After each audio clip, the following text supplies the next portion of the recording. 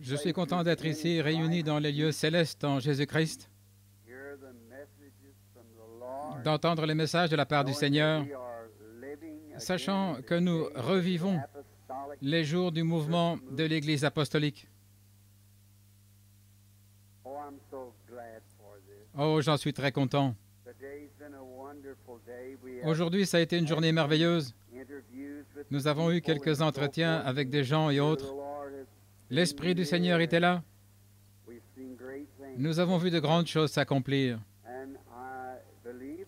Et je crois que nous sommes proches de la fin, vraiment proches, plus proches que nous ne le pensons en fait. Ce soir donc, c'est une autre soirée où nous avons le privilège de nous rassembler de ce côté-ci de l'éternité pour parler de sa parole. Je pense que s'il nous fallait juste clôturer la réunion et rentrer chez nous, ça ne serait pas... Ça nous profite souvent, rien que d'être sortis ce soir, de chanter, suivre les exhortations et l'Esprit parlant aux gens. Consultez les Écritures et sondez-les. C'est ainsi que cela avait commencé. C'est ainsi que cela se terminera. Avez-vous déjà remarqué que le royaume des gentils avait commencé avec des parlers en langues inconnues et des interprétations? Le roi Nebuchadnezzar, l'écriture sur la muraille, des langues inconnues et des interprétations. Il se termine de la même manière, l'âge des gentils. Oh, ça serait vraiment agréable. Si nous avions quelques semaines, nous pourrions parler de la prophétie et autres. Je demandais à frère Jack Moore, mon précieux ami aujourd'hui, s'il serait en ordre que j'annonce quelque chose à l'Assemblée ce soir. Il a dit certainement. À partir de dimanche en 8, du 4 au 11, je parlerai à Jeffersonville. Pendant 8 soirées, là, sur les 7 derniers âges de l'Église. Je vais écrire un petit commentaire là-dessus. Le Seigneur semble placer cela sur mon cœur. J'aimerais en parler devant l'Église. Et cela sera enregistré sur bande magnétique, et de là sur bande, et de bande à la machine à écrire, la dactylographie, et après ça, ce sera imprimé. Ce qui fera au moins 3 nouveaux livres qui déboucheront donc des visions. Ainsi donc, ce livre sera publié, les 7 derniers âges de l'Église. Je crois que nous sommes dans cet âge-là. J'ai écrit des commentaires là-dessus. Le Seigneur a mis sur mon cœur d'en parler devant l'Église. Et cela passe à des enregistrements, à la dactylographie et la sténo. Je crois que nous sommes dans cet âge-là. Comment suis-je arrivé à écrire cela? Je remonte en arrière chaque fois que le Seigneur me parle, je note cela, et ensuite je l'examine. Je l'apporte aux gens et je leur montre comment ça se passe. J'ai pris une prophétie que j'étais un pasteur d'une église baptiste. Je ne savais même pas qu'une vision représentait. Et ces choses se produisaient, je les qualifiais de tomber en transe. Je ne savais pas que c'était une vision. Et à l'époque, je n'étais qu'un jeune garçon en juin 33. J'étais en route vers l'école de dimanche et au moment de prendre la Bible, une vision est apparue devant moi. Et je me suis arrêté dans la pièce. Et voici ce qui a été dit. Je l'avais noté sur un papier jaune. Ce sera imprimé dans le Herald of Faith. Peu après, car pratiquement tout ça s'est accompli. En 1933, pensez donc à ceci. Il y a de cela beaucoup d'années, environ 28 ans, que cela s'est accompli. Observez combien sa parole est précise. Il a été dit, nous avons maintenant un président, M. Roosevelt, et ce M. Roosevelt entraînera le monde dans une guerre mondiale lors de son mandat en tant que président. Et puis il a été dit, pendant ce temps, il a été permis aux femmes de voter, ce qui sera une malédiction pour la nation. Elles éliront à un moment l'homme qu'il ne faut pas. Et elles l'ont fait l'autre jour. Eh bien, pensez-y. Il a été dit, nous irons en guerre contre l'Allemagne, et l'Allemagne sera protégée derrière une forteresse en béton, et nous essuierons un échec cuisant à cet endroit-là, la ligne Maginot. 11 ans avant sa construction. Exactement. Il a été dit, ce nouveau dictateur Mussolini effectuera sa première conquête vers l'Éthiopie et l'Éthiopie tombera à ses pieds.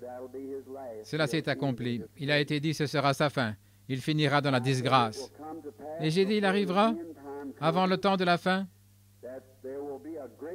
qu'une grande femme se lèvera aux États-Unis, car les États-Unis s'identifient à une femme. Son chiffre est 13. Elle se lèvera soit pour être présidente, soit, j'avais mis cela entre parenthèses, peut-être que cette femme belle et attrayante sera l'Église catholique, mais elle a un cœur cruel et elle conduira la nation dans la pollution. Et puis il arrivera qu'on aura une auto perfectionnée au point où j'ai vu une famille à bord d'un véhicule avec un toit en verre et sans volant. Et l'autre jour, j'ai vu cela dans le Popular Mechanics, que la machine est déjà inventée. On peut l'amener n'importe où l'on veut par une espèce de radar qui contrôle. Vous vous asseyez tout simplement là et ça avance directement. Vous n'avez même pas besoin de cela, et avec un toit en verre. Puis je me suis retourné pour regarder et j'ai vu les États-Unis en fumée. Et quelque chose l'avait consumé. Et là en dessous, j'ai dit, je n'étais plus en transe, mais je prédis. Rappelez-vous ceci, je pense que ceci aussi est enregistré sur bande. Je prédis que ces événements auront lieu donc entre 1933 et 1977. Il nous reste encore 16 ans si ma prédiction tombe juste. Eh bien, il y a eu 7 événements dont l'accomplissement a été annoncé. 5 d'entre eux se sont déjà accomplis. Il en reste 2 qui doivent s'accomplir. Il en sera ainsi. C'est au nom du Seigneur, il en sera ainsi. Oh, il est grand.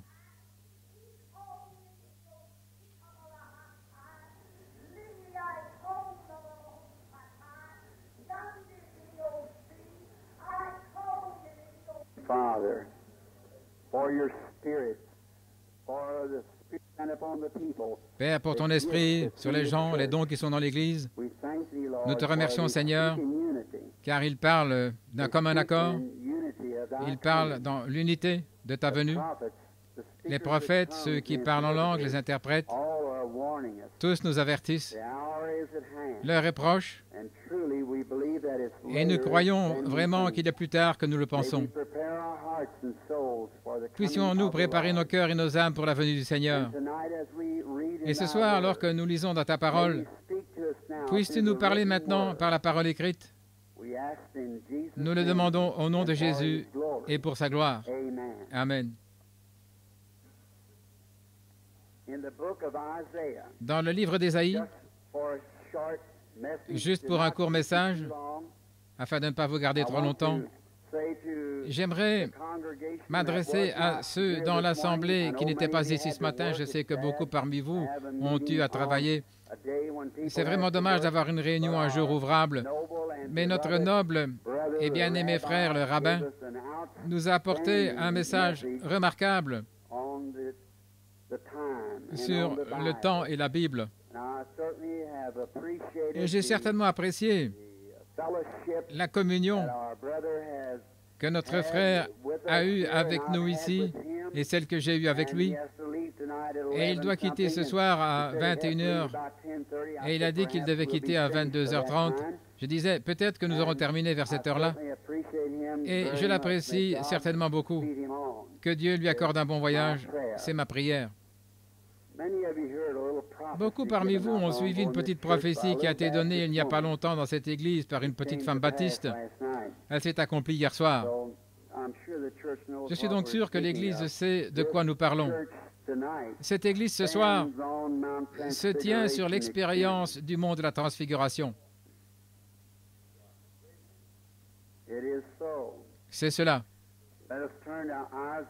Prenons Ésaïe, chapitre 1, et lisons les versets 17 et 18, peut-être le verset 16 aussi, alors que nous lisons. Lavez-vous, purifiez-vous, ôtez de devant mes yeux la méchanceté de vos actions. Cessez de faire le mal. Apprenez à faire le bien. Recherchez la justice, protégez l'opprimé. Faites droit à l'orphelin, défendez la veuve. Venez et plaidons, dit l'Éternel. Si vos péchés sont comme le cramoisi, ils deviendront blancs comme la neige. S'ils sont rouges comme la pourpre, ils deviendront blancs comme la laine. Père, bénis ta sainte parole. Nous nous attendons, Seigneur, au Saint-Esprit pour nous révéler ces choses. Parle à chaque cœur selon que nous en avons besoin, Seigneur. Nous supplions, grâce à divers dons et à ta parole, supplions sur les chemins, cherchant à contraindre ces ouvriers de la 11e heure à préparer ta venue. Accorde-le, Seigneur, et aide-moi maintenant, et parle. Nous le demandons au nom de Jésus. Amen. Si je devais intituler ce passage, j'aimerais prendre pour sujet « Conférence ». Car en venant, j'ai vu qu'il était mentionné là sur la porte une réunion de communion. Et une réunion de communion, c'est simplement comme un temps où nous communions ensemble. Et alors beaucoup parmi vous se souviennent de ce bien-aimé homme et serviteur de Dieu, avancé en âge du nom de F.F. Bosworth. Il était mon associé et un frère bien-aimé. Il est tout récemment rentré à la maison, à 100 ans pratiquement, à la rencontre du Seigneur. Et il avait toujours eu un grand sens de l'humour. Et quand je le rencontrais et que je lui parlais, il avait toujours un sens d'humour. Et il disait, « Frère Branham, sais-tu ce que c'est fellowship, la communion ?» Je disais, « Je pense que oui, frère Bosworth. » Il disait, « Ce sont deux fellows, deux compagnons dans un ship, dans le même bateau. » Je pense donc que c'est une très bonne expression. Eh bien, sa mort, vous avez appris sa mort, évidemment. Et je suis vite allé en hâte à Miami pour le voir. J'ai franchi précipitamment la porte et il se levait là. Je l'ai vu se lever. Il avait des cheveux blancs, sa petite tête chauve et il a tendu ses petits bras minces vers moi. J'ai couru, je l'ai saisi au cou et je me suis écrié, « Mon Père, char d'Israël et sa cavalerie. » Car s'il y a eu un homme à ma connaissance qui a ajouté de la dignité à l'Église pentecôtiste, c'était frère Bosworth, un grand homme de foi. Alors il m'a parlé disant, « Frère Branham, j'ai un message pour toi et je suis très content de ton arrivée ici avant mon départ. » J'ai dit, « Qu'est-ce que c'est? » Il a dit, « Hâte-toi d'aller dans les champs missionnaires à l'étranger, tout de suite. » Il a dit, « C'est là qu'il y a du succès pour toi dans l'œuvre du Seigneur. » Il a dit, « Va, avant que certains de ces jeunes gens y aient abîmé la voie. » Et j'ai dit, « Frère Bosworth, j'aimerais te poser une question, mon précieux saint frère. De tout le temps de ton ministère, quel a été le moment le plus glorieux? Quand tu as reçu le Saint-Esprit ou quand une certaine personne a été guérie ou... Il a dit, c'est maintenant même l'expérience la plus glorieuse que j'ai jamais eue de toute ma vie. Et j'ai dit, sais-tu que tu es en train de mourir? Il a dit, tout ce pourquoi j'ai vécu pendant plus de 50 ans, frère Branham, c'est Jésus-Christ. Et il a dit, à n'importe quel moment, il peut franchir la porte pour me ramener à la maison. Quand la mort l'a frappé, il était dans la chambre. Il a serré la main aux gens pendant plus de 2 heures, s'est converti. Et certains d'entre eux s'en étaient allés depuis 50 ans. J'aime ce psaume de la vie. Sa partie qui dit la vie de grands hommes nous rappelle à tous que nous pouvons nous rendre dans notre vie sublime et en partant laisser derrière nous des empreintes de pas sur le sable du temps, des empreintes de pas telles que peut-être un autre pendant qu'il navigue sur cet océan solennel et de la vie, un frère naufragé ou accidenté, en les voyant reprendra courage. J'aime ça. Quand nous nous rassemblons pour discuter ces choses, dernièrement, nous avons entendu trop parler des conférences. Tout ce dont on a entendu parler dernièrement, c'est d'une conférence. On tient une conférence aux Nations Unies, des conférences partout dans le monde. C'est quoi, après tout, une conférence? À quoi sert-elle? C'est quand des hommes d'affaires ou les conducteurs des mouvements se rassemblent et cherchent à trouver des solutions au mieux de leurs connaissances. Généralement, une conférence est convoquée en temps de crise. En temps de crise, on fait venir les tout meilleurs intellectuels, des hommes qui semblent connaître mieux, et on les rassemble, des chefs des nations, des chefs d'organisation, des chefs de sociétés commerciales. Quand une crise surgit, on rassemble ces hommes, ils siègent et se servent de ce qu'ils ont de meilleur pour résoudre le problème. Et alors nous voyons que nous en avons eu une lors de la Seconde Guerre mondiale. Je pense qu'elle a été appelée la conférence des quatre grands. Il y a de cela quelques années, moins de 20 ans, on a eu la conférence des quatre grands. Parmi vous, beaucoup, hommes et femmes, peuvent se souvenir de cette conférence. Quand le monde entier connaissait un temps de crise, le monde oriental était aux prises avec le monde occidental. L'Allemagne et les nations nazies et les autres avaient convoqué tous leurs meilleurs cerveaux, les célébrités des nations, les meilleurs, et ils ont siégé. Je me rappelle un ami à moi, un prédicateur, un frère baptiste, un homme très bien, Dr. Pettigrew, à Louisville, dans le Kentucky. Il suivait le compte rendu de cette conférence-là. Et il a dit qu'il avait allumé sa radio, il suivait, depuis la provenance du compte rendu, ce qu'on essayait de décider. Et je pense que c'est ce que nous tous, nous devrions faire. Je pense que, comme les choses en sont à la fin, nous ne devrions pas seulement écouter, mais nous devrions prier. Prier pour les leaders de notre pays. Prier pour les gouvernants, afin que Dieu les dirige. J'ai assisté à l'une d'elles l'autre jour, et alors j'ai constaté qu'il y avait parmi nous 11 personnes assises à une table dans une grande cour fédérale. Et au bout de la table, il y avait un siège vide. J'y ai pris part, et je sais qui était assis là, à en juger par la suite. Mon Seigneur. Oh, je suis si content que la prière change les choses. Alors, lorsque nous étions, Dr. Pettigrew a dit qu'il parcourait le plancher en suivant le compte rendu. Et il a dit que quelqu'un avait frappé à la porte. Et c'était l'un de ces beatniks modernes. Une espèce de gens salopettes avec de longs cheveux et qui vont ça et là, vous savez, et je ne sais pas.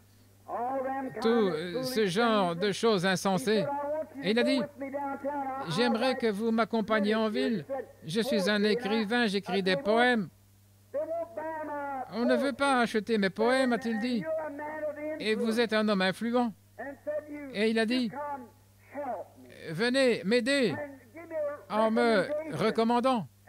Et il a dit, mon brave homme, j'écoute la conférence des 4 grands. J'aimerais connaître leur résolution. Et ce Beatnik a dit, oh, mes poèmes, mes chansons, je ne sais quoi de moderne, le rock'n'roll et le boogie-woogie, peu importe ce que faisaient les jeunes à l'époque, sont plus importants que ça. Ils ne savaient pas que si ça ne marchait pas là, il n'y aurait plus de nation pour avoir encore du boogie-woogie. Ou je ne sais pas comment on appelle cette chose. Oh, nous devrions nous intéresser à ces choses. Il y a eu une autre conférence, appelée la conférence de Genève. C'est quand on a eu à se rassembler encore avec les nations pour chercher des solutions, ce qui est la meilleure chose à faire. Et il y en a une tout récemment, appelée la conférence de Paris.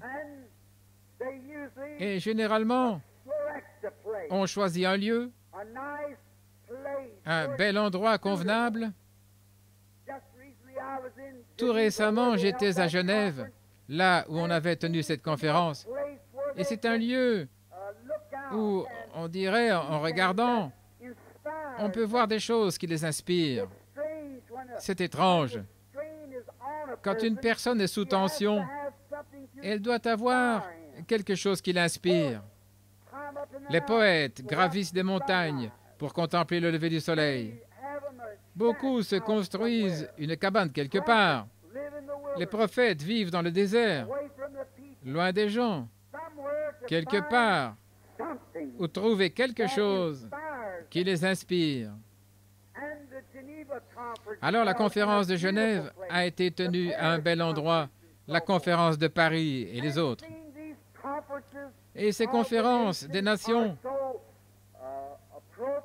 sont très à propos et nous en tenons beaucoup.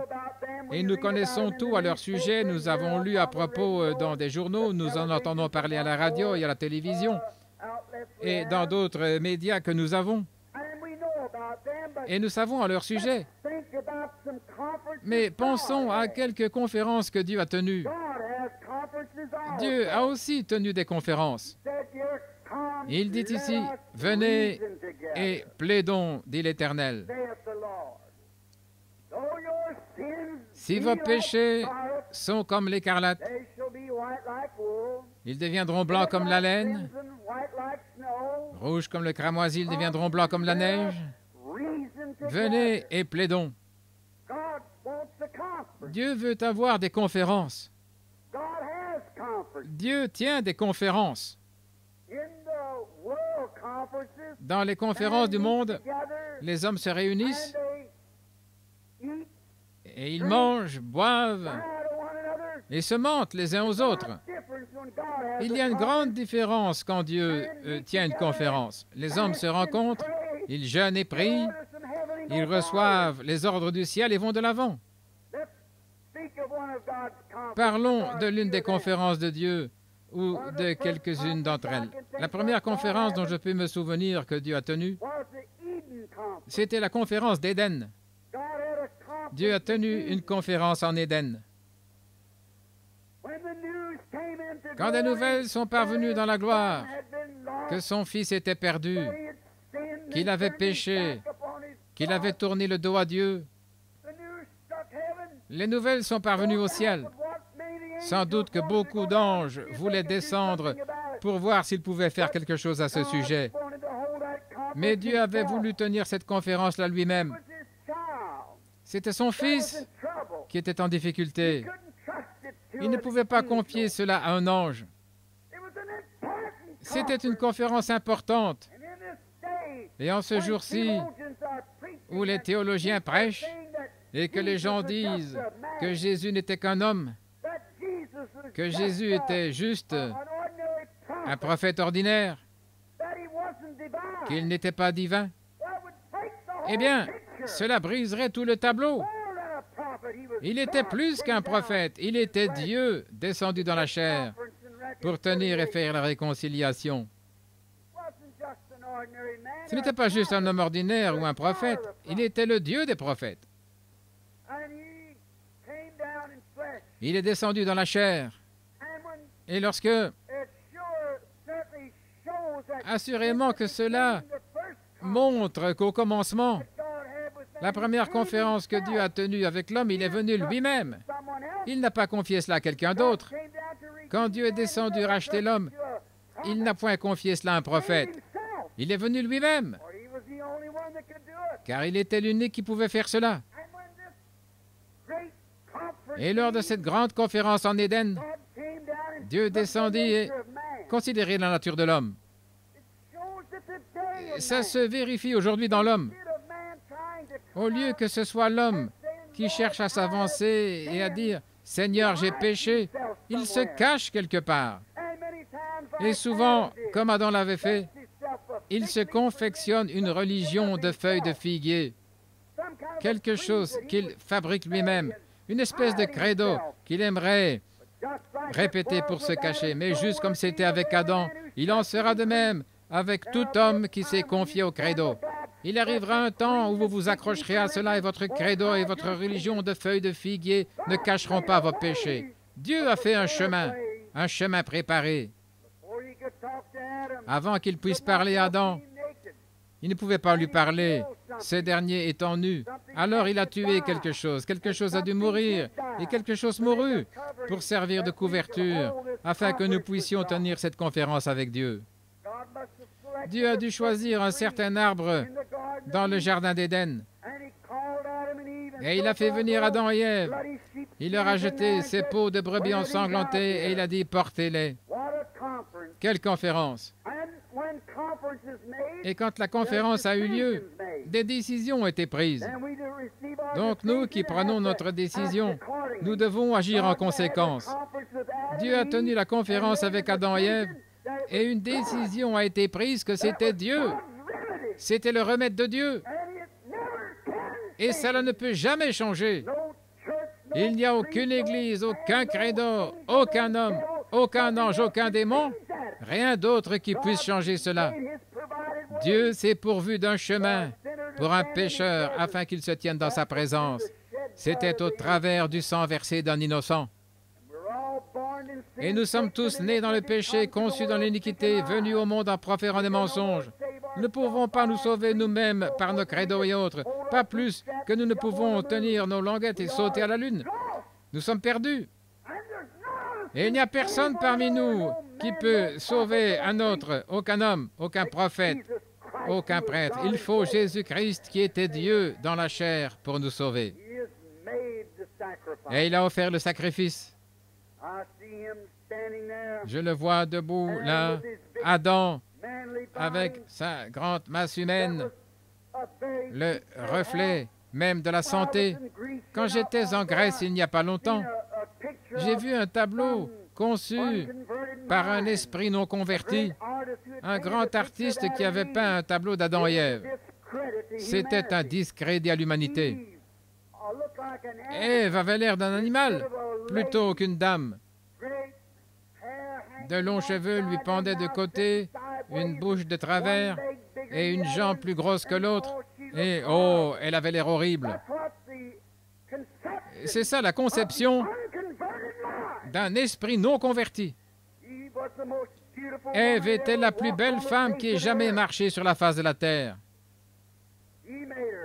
C'est lui qui l'a formée. Ses yeux étaient comme des étoiles des cieux. Et je la vois là debout, enveloppée de cette peau de brebis ensanglantée. Dieu montrait là, à cette conférence, ce qui était son plan de salut futur du monde entier. Observez Adam alors qu'il s'éloigne, ses peaux de brebis ensanglantées frappant contre ses grosses jambes d'homme et contre ses jambes à elle alors qu'il quittait sa présence. C'était seulement une préfiguration d'un tableau vers lequel nous pouvons tourner notre caméra maintenant, là à Jérusalem, un matin. Je peux écouter par la fenêtre et entendre du bruit. Qu'est-ce? C'est un sacrificateur qui dit « Finissons-en avec un tel homme ». Je peux entendre une petite femme courir devant la foule et dire « Qu'a-t-il fait? Sinon guérir les malades, ressusciter les morts, libérer les captifs. Et une grosse main cruelle l'a giflé à la bouche. Et l'homme a dit, « Allez-vous écouter une femme plutôt que votre sacrificateur ?» Un cruel fouet romain le fouettait. C'est une espèce de tableau horrible, mais tirons les rideaux et regardons. J'entends quelque chose cogner dans la rue contre le pavé. Je regarde par la fenêtre et je vois un petit homme en robe blanche, sans couture, mise sur ses épaules, portant une vieille croix qui cognait sur la rue en descendant. Ses épaules étaient écorchées à vif. Et j'ai vu sur son petit vêtement des petites taches partout, et ces taches, lorsqu'il gravit la colline, deviennent de plus en plus grosses. Puis après, elles forment toute une seule tache. Et une grosse goutte de sang lui tombe sur les jambes. Qu'était-ce? Ce deuxième Adam. Cette semence de la femme. L'abeille de la mort bourdonnait autour de sa tête alors qu'il gravissait la colline, sachant que bientôt, le diable allait certainement avoir là le voile sur les yeux. Le diable dit, comment un homme qui prétend être Dieu, comment peut-il l'être? Je l'ai défié de faire un exploit ou l'une de ses supercheries devant moi, de changer le pain ou les pierres en pain, il a manqué de le faire. Comment peut-il se tenir là s'il est un prophète et laisser un soldat romain mettre un lambeau sur son visage, le frapper à la tête avec un bâton et dire « Eh bien, si tu es un prophète, dis-nous qui t'a frappé » et rester calme? C'est un comédien. J'avalai le piquet avec mon aiguillon de la mort. Je l'aurai cette fois-ci. Oh, comme il a échoué. Quand ils l'ont pendu à la croix, cette abeille bourdonnait autour de lui. Si jamais une abeille ou un insecte qui a un aiguillon, un dard, pique et enfonce profondément cet aiguillon, quand il se retire, il ne peut plus jamais piquer. Il perd son aiguillon dans la chair. La mort pouvait piquer un pécheur et s'en tirer, mais cette fois-là, elle a laissé son aiguillon dans la chair d'Emmanuel. Et elle a perdu l'aiguillon. Il n'est pas étonnant que saint Paul ait pu dire des années plus tard, alors que l'abeille de la mort bourdonnait autour de lui, « Ô mort, où est ton aiguillon? Ô mort, où est ta victoire? Mais grâce soit rendue à Dieu qui nous donne la victoire par notre Seigneur Jésus-Christ. » La mort a été vaincue. L'abeille peut bourdonner tout autour, l'abeille de la mort peut bourdonner et dire « Je t'ai eu ». Mais nous pouvons pointer là une tombe vide et nous écrier « Grâce soit rendue à Dieu qui nous donne la victoire par notre Seigneur Jésus-Christ ». Cette abeille peut faire du bruit, mais elle ne peut plus vous piquer. Elle n'a plus d'aiguillon. Quand elle a ancré son aiguillon dans la chair d'Emmanuel, la chair de Dieu parmi nous, cela a arraché l'aiguillon de la mort. C'était la pensée de Dieu à sa première conférence. L'homme doit vivre, non pas par lui-même. Il ne doit pas venir avec sa propre théorie élaborée par des hommes. Il a condamné cela. Il n'est pas venu avec un credo élaboré par un homme. Il devait suivre la voie à laquelle Dieu avait pourvu. La conférence était terminée, c'était tout, c'était fini. L'homme doit venir par le sacrifice. Parlons d'une autre conférence juste un instant. Il y a une autre conférence. Nous pourrions nous en souvenir de plusieurs, mais je vais juste en aborder 2 ou 3 pendant quelques instants. Souvenons-nous de la conférence au buisson ardent. Il y a une fois la conférence au buisson ardent. Le peuple de Dieu avait été amené en Égypte. Et là, nous savons comment Joseph avait été vendu, un type parfait de Christ. Et comment nous l'avons vu congédier tous les gens des nations tout autour de lui pour se faire connaître à ses frères. Un très beau tableau du jour dans lequel nous vivons, où l'Évangile retourne de nouveau à Israël. Jésus se fera connaître aux Juifs en l'absence des gentils. Alors nous voyons, après 400 ans de servitude, les Égyptiens s'étaient levés là et il y avait eu un pharaon qui ne connaissait pas Joseph. Et finalement, on est arrivé à leur faire des travaux très durs. Oh, comme les Égyptiens avaient fait d'eux des esclaves. Ils les battaient, les traînaient comme du bétail. Dieu ordonna qu'un prophète soit suscité. Ce prophète avait fui. Il avait épousé une belle fille éthiopienne Il avait eu un fils, Gershom. Il était bien satisfait d'hériter de beaucoup d'argent de son père, Jéthro, ou plutôt de son beau-père, Jéthro. Alors il gardait ses troupeaux dans le désert, quand tout à coup, les cris du peuple de Dieu montèrent devant lui. Quelque chose devait être fait. Dieu s'en était souvenu. Je suis si content qu'il se souvienne. Il s'était souvenu de son alliance. Il s'était souvenu d'Éden. Il s'était souvenu d'Abraham. Il se souvient de chaque parole qu'il a promise, de tout ce qu'il a jamais dit. Il est le Dieu infini. Infini. Il s'est souvenu de tout cela. Il s'est souvenu qu'il avait fait sa promesse. Il n'y a qu'une seule chose que Dieu fait, c'est garder sa parole. Et pour garder sa parole, il avait prédestiné un prophète. Mais ce prophète était un fugitif dans le désert. Il était un fugitif. Il était allé dans le désert. Il s'y était installé. Mais quand Dieu ordonne à un homme de faire quelque chose, peu importe que ce dernier fuit, Dieu a ordonné qu'il y ait une église dans les derniers jours. Des démons peuvent se lever, des mauvais esprits, des hypocrites. Mais Dieu aura cette église-là, car il a dit qu'elle serait là. Il le fera. Il n'y a rien. De ces pierres, Dieu est capable de susciter des enfants à Abraham. Et alors, quand il a trouvé ce fugitif, ce prophète Moïse, là, vraiment très satisfait, avec une belle femme et une famille, et sur le point de devenir riche, pour ce cœur de juif, c'était assez suffisant pour lui. Le fardeau l'avait quitté. En effet, il avait échoué avec sa théologie et son intellectualisme de délivrer les enfants d'Israël. Mais Dieu avait ordonné qu'il devait le faire. Et tout ce que Dieu ordonne s'accomplira. Dieu va avoir une église, il va avoir un peuple, il va avoir quelqu'un qui croira à ses dons, il va avoir ceux qui parleront en langue, ceux qui interpréteront.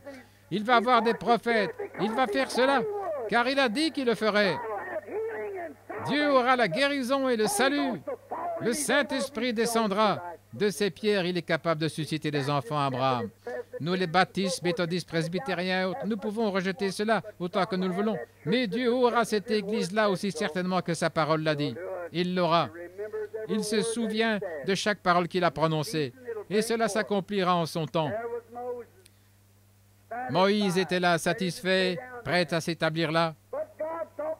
Mais Dieu s'est dit, je dois tenir une conférence avec ce prophète-là. Il a donc choisi un certain endroit. Représentons-nous que c'était là, au-dessous d'un buisson, au sommet d'une montagne. Dieu est descendu des cieux et a embrasé ce buisson-là. Et il a fait venir Moïse à une conférence. Moïse, dans sa faiblesse, s'est mis à plaider. Mais quand il a vu la gloire de Dieu, il était prêt à partir.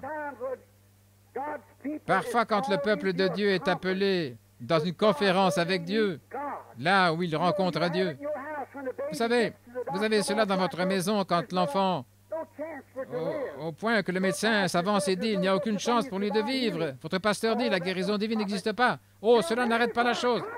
Vous êtes prêt pour une conférence. Vous êtes une personne différente lorsque vous parlez à Dieu. Lorsque vous avez un jeune homme ou une jeune fille qui n'en font qu'à leur tête et que vous parvenez à prier jusqu'à faire entrer Dieu en scène, là, il vous rencontrera dans la chambre à coucher, là, dehors ou en gare, là, dans la basse-cour, où que ce soit. Quand vous tenez ce genre de conférence avec Dieu, vous êtes changé. Quelque chose se passe. Et les gens qui tiennent ce genre de conférence avec Dieu et qui rencontrent Dieu, ils agissent de façon insensée aux yeux du monde après cela. Regardez quel tableau insensé cela paraissait pour Moïse. Il y avait une grande armée là en Égypte. C'est comme la Russie aujourd'hui. L'Égypte avait conquis le monde entier. Et voici un vieil homme de 80 ans. Des favoris lui pendaient jusqu'à la ceinture, des cheveux grisonnants lui tombaient dans le dos à 80 ans. Le lendemain matin, il avait sa femme assise à califourchon sur le mulet et portant un enfant dans les bras comme cela. Muni d'un vieux bâton tordu en main, il descendait louant Dieu de toutes ses forces. On lui demande, « Moïse, où vas-tu? » « Je descends faire l'invasion de l'Égypte. » Comme c'est insensé. Combien cela paraissait insensé à un cœur inconverti. Mais Dieu l'avait commissionné à faire cela. Peu importe combien cela paraissait insensé, Dieu allait l'accomplir de toute façon. C'est pareil avec l'homme ou la femme pentecôtiste. Ils peuvent parler en langue, ils peuvent courir, les mains levées, ils peuvent faire toutes sortes de choses, et même parfois on pense qu'ils sont ivres ou toqués, mais ils ont eu une conférence. Peu importe ce que cela paraît aux yeux du monde, Dieu l'a fait de toute façon. Ça ne dérange donc pas. N'ont-ils pas dit au jour de la Pentecôte, ces gens sont ivres de vin nouveau? Pierre a dit, ils ne le sont pas, les bars ne sont pas encore ouverts. Mais ceci et cela.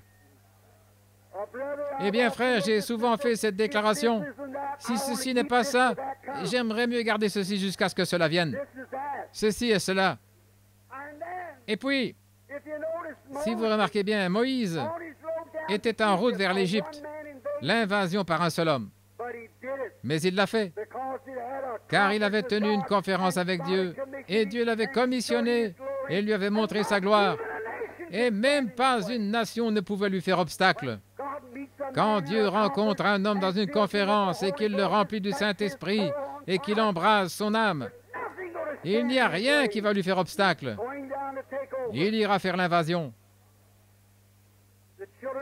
Les enfants d'Israël, sur le chemin du retour, ont tenu une autre conférence avec Dieu. Moïse l'a tenue là à la mer Rouge. Nous l'appelons la conférence de la mer Rouge. C'est quand il y a eu des troubles en plein exercice du devoir. Et écoutez, vous chrétiens, c'est là que vous commettez votre erreur fatale. C'est là qu'Israël a commis son erreur fatale. Quand ils ont réclamé une loi pour servir Dieu. Dans Exode 19, après que la grâce eut pourvu à un sauveur, Moïse, un prophète, elle avait déjà pourvu un agneau. Elle avait déjà pourvu une alliance. Elle avait déjà pourvu à toutes ces choses. Et cependant, ils voulaient quelque chose à faire d'eux-mêmes. Ils voulaient une théologie. Et c'est ça le problème aujourd'hui. Si nous avions laissé la Pentecôte telle qu'elle était au début, mais il nous fallait faire quelque chose pour discuter. Il nous fallait être des unitaires, bénitaires, trinitaires, l'Église de Dieu. Oh là là! Tous ces cavaliers sur des chameaux à une bosse, 2 bosses, à 3 bosses et autres. Qu'est-ce que ça change? Le nombre de bosses qu'a un chameau autant que nous le chevauchons. Qu'est-ce que ça change? Que vous soyez à bord d'une Ford ou d'une Chevrolet, continuez simplement d'avancer. Mais il nous fallait avoir une dénomination, il nous fallait avoir un exode, vous savez, il nous fallait avoir un chapitre 20 d'Exode, je pense. C'est là qu'ils ont une loi. Il nous fallait avoir quelque chose que nous pouvions faire pour montrer que nous étions docteurs en philosophie, en droit, un tel, faire en sorte qu'ils paraissent comme le reste du monde. C'est comme Israël avait encore commis une erreur fatale en rejetant Samuel le prophète, en voulant Saül le roi. Samuel les avait fait venir et leur a demandé, « Vous ai-je déjà pris de votre argent? Vous ai-je déjà dit quelque chose au nom de l'Éternel que Dieu n'ait pas soutenu? » Ils ne pouvaient pas dire un mot. Ils ont dit, « Certes, tu n'as pas pris notre nourriture, notre argent, tout ce que tu nous as dit était vrai. Mais néanmoins, nous voulons un roi. Nous voulons être comme le reste du monde, comme les nations des païens. Ils l'ont eu. Et c'est ce que nous faisons. Nous ne pouvons pas laisser la bénédiction tranquille telle qu'elle est. Nous devons dire, eh bien, nous sommes membres de telle église, nous sommes membres de telle église, agir comme les autres. La Pentecôte n'est pas une organisation, elle ne peut pas non plus être organisée. La Pentecôte est une expérience pour quiconque veut qu'il vienne boire des eaux du Seigneur. C'est une expérience. C'est le Saint-Esprit vivant dans les méthodistes, baptistes, juifs et tout, prosélytes, catholiques, et que sais-je encore. C'est une expérience que nous avons lorsque nous tenons une conférence avec Dieu. Parlez-en avec lui. Ils en sont donc arrivés en plein exercice du devoir à buter à la mer Rouge qui leur barrait le chemin. Généralement, lorsque vous tenez une conférence avec Dieu et que vous vous mettez à faire quelque chose, le diable bloque cela. Il vous rendra tellement malade que vous ne pourrez pas vous lever. Il amènera chaque voisin à parler de vous et à vous traiter de saint exalté. Il fera quelque chose à ce sujet et vous dira que vous allez là pour devenir démodé, vous laisser pousser vos cheveux, vous allez devenir vieux jeu, un vieux numéro. Les jeunes filles avec lesquelles vous jouiez au bridge autrefois penseront que vous n'êtes plus aussi jolie qu'avant. Et qu'est-ce que ça change? Si vous tenez une conférence avec Dieu, vous arrêterez de jouer au bridge de toute façon. C'est vrai, c'est vrai. Mais nous voyons que nous voulons être comme les autres. Nous voulons agir comme les voisins, les Jones. Nous faisons la compétition, on peint les marches en rouge, observez les voisins peindre les leurs en rouge. Vous achetez une Chevrolet et vous la vantez, observez le voisin se débarrasser très vite de sa Ford. Il doit simplement agir comme vous, voyez-vous. Vous devez agir comme lui. Vous voulez faire la compétition quant aux expériences. J'ai souvent dit que peu m'importe si mon pantalon n'est pas assorti à mon veston, ma cravate à ma chemise, je veux que mon expérience s'accorde avec la Bible de Dieu. C'est ce que l'Église devrait faire. C'est ce qu'ils avaient fait à l'époque et c'est ce que je veux maintenant. Pourquoi prendre un substitut alors que les cieux de la Pentecôte sont pleins de la chose réelle? Pourquoi voudriez-vous prendre quelque chose qui n'est pas réel? Prenez ce qui est réel, car Dieu est prêt à déverser. La promesse est pour vous et pour vos enfants. Je prêcherai là-dessus demain soir, le Seigneur voulant. Que celui qui veut vienne. Et en plein dans la ligne du devoir, vous buterez un obstacle. Oh, je pense que toute la nature avait bien frémi. Eh bien, regardez quel spectacle. Moïse était là avec Israël dans la ligne du devoir, avec une colonne de feu qui les conduisait. Et elle les avait conduits là en plein dans un piège. Dieu aime amener son peuple dans des pièges pour voir ce qu'ils feront. Chaque fils qui vient à Dieu doit premièrement être éprouvé et châtié. Il les amène là. Il vous amène ici. Il vous laisse tirailler entre deux opinions. Eh bien, cela peut-il être de la télépathie mentale? Est-ce possible? Voyez-vous, il vous place dans un piège pour voir quel genre de décision vous allez prendre. C'est vrai. Sondez les Écritures. Jésus a dit, ce sont elles qui témoignent de moi. C'est vrai. Eh bien, Dieu laisse cela arriver. Eh bien, il a amené Israël droit au piège. Les montagnes et les déserts de part et d'autre, l'armée de Pharaon à leurs trousses, des milliers de chars et des lances, face à un groupe d'humbles petits et pauvres esclaves non armés, sans rien descendant vers la mer morte, ou plutôt la mer Rouge, jusque sur ses rivages. Et voici la poussière des chars se lever. Et il y avait des montagnes de part et d'autre. Pas d'issue. On dirait que Dieu était un piètre militaire pour vous avoir laissé son peuple sans retraite. C'est ce qu'il fait parfois. Il laisse le médecin s'en aller en disant « Vous n'allez pas vivre, vous allez mourir, ce cancer va vous tuer. Vous n'allez jamais sortir de ce fauteuil. » On dirait qu'il vous abandonne sans retraite. Mais il est votre retraite. Retournez dans ses bras. Dieu, il est mon refuge. Il est ma tour forte. Le nom de l'Éternel est une tour forte. Le juste s'y réfugie et se trouve en sûreté. Tour de refuge. Il est notre refuge. Je n'ai aucun autre refuge en dehors de lui. Je n'aimerais pas connaître un autre refuge. Il est mon refuge. Il est le rocher dans une terre aride. Un abri en temps d'orage. Je me souviens de la première fois où j'ai parlé en langue. Je prêchais à l'église baptiste de Milltown. J'étais là prêchant, alors j'étais tout excité, et tous ces baptistes assis là me regardaient. Et le Saint-Esprit est venu sur moi, et j'ai bondi en plein milieu de l'allée, je me suis mis à parler en langue. Je me suis dit, eh bien, que se passe-t-il maintenant? Je ne savais rien à ce sujet. Et puis j'ai entendu mes lèvres dire ceci. Je suis le rocher dans une terre aride, la tour, le refuge en temps d'orage. Oh, combien j'étais émerveillé. Tous se regardaient les uns les autres comme des oies dans une cour. Ils en avaient l'air. J'ai senti la même chose, car je ne savais pas. Mais je sais que quelque chose m'était arrivé. Oh, j'avais trouvé la tour où se cacher. Depuis lors, je n'ai jamais désiré autre chose que ce lieu-là. Ce lieu béni où me cacher. Dans la ligne du devoir, sous les feux de l'ennemi, ils étaient là.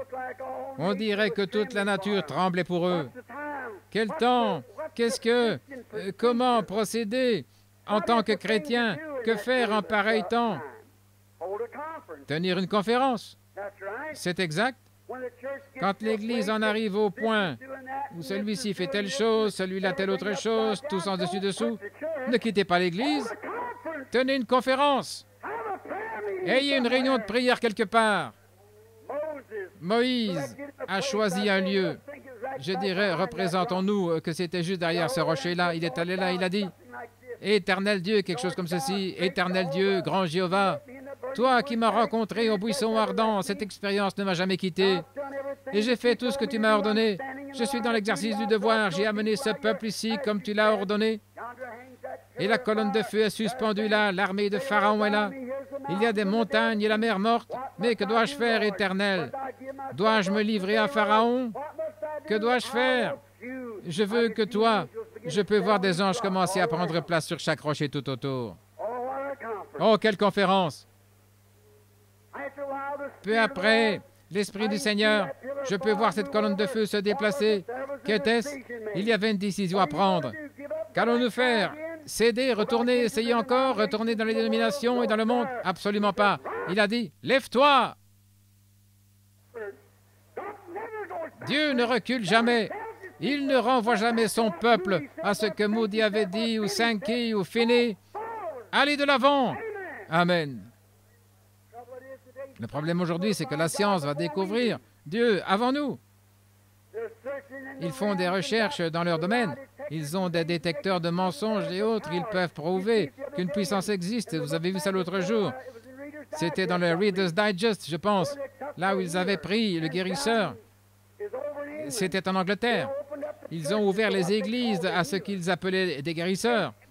Et environ 80% de gens avaient été guéris plus par cela que par la médecine en Angleterre. Était-ce le Newsweek, Gene, ou qu'est-ce que c'était? Reader's Digest. D'accord. Ils ont examiné le guérisseur pour voir s'il émanait de lui quelque chose. On a placé sa main sous le rayon X. On lui a demandé de prier. On a placé une feuille de plomb ou voir si c'était juste sa main ou s'il y avait une puissance.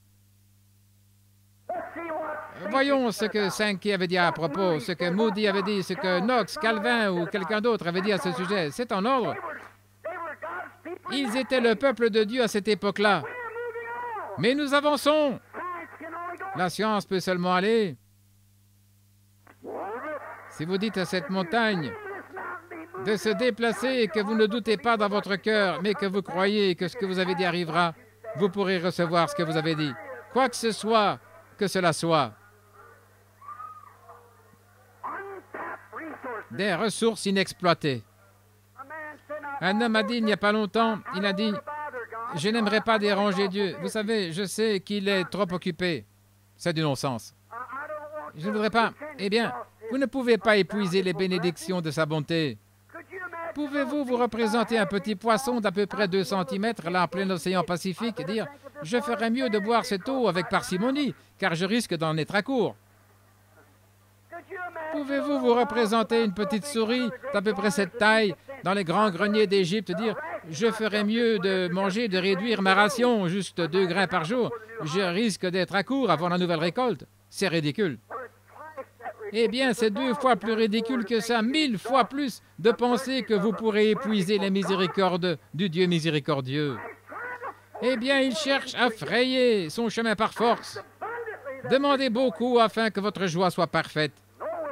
Il n'y a aucun moyen de l'épuiser. Comme une pompe. Plus vous pompez, plus l'eau devient fraîche. Oh, j'aime ça. Continuez simplement à pomper. Vivons là au goulot où la gloire jaillit. J'aime ça. Alors Moïse a crié à l'Éternel et l'Éternel a dit, « Lève-toi et avance. » Et quand Moïse est avancé droit et qu'il a mis son pied dans l'eau, alors la mer Rouge s'est ouverte. En se retirant, Israël a traversé vers une grande victoire. Ils avaient une conférence. C'est ainsi qu'il nous faut toujours nous y prendre, tenir des conférences. Et il me parler d'une autre très vite. Il y a eu beaucoup dont nous pourrions parler, mais n'en mettons absolument pas celle-ci. Il y a eu une fois une conférence de Gethsémané. Quand cela devait avoir lieu, après qu'une vie victorieuse eut vaincu la maladie, vaincu tout dans le monde, il arriva à Gethsémané et le Père devait vérifier pour voir s'il tenait vraiment à aller jusqu'au bout ou pas. Quand il a amené ses disciples, ils se sont tous endormis. Ils s'étaient couchés et ils s'étaient endormis. Mais Jésus est allé un peu plus loin. C'est ce qu'il fait toujours. Vous parcourez juste une partie du chemin et vous le voyez aller un peu plus loin tout le chemin. Il est devant vous tout le temps, frayant la voie. Il est allé juste un peu plus loin et quand il est arrivé là, il s'est agenouillé à côté d'une pierre. Représentons-nous cela. Je peux voir Gabriel descendre, sa grande épée à son côté. Je peux voir Absinthe. Je peux voir d'autres grands anges éclairant les rochers tout autour. Qu'était-ce? Une table de conférence était dressée. Alors ce Saint-Esprit de Dieu que nous voyons dans le tableau de Gethsémani, cette lumière-là, en fait Dieu est lumière, El Elohim, celui qui existe par lui-même. Quand il est descendu dans sa présence, veux-tu aller jusqu'au bout de ceci, fils? Les anges écoutaient. Quelle en sera l'issue?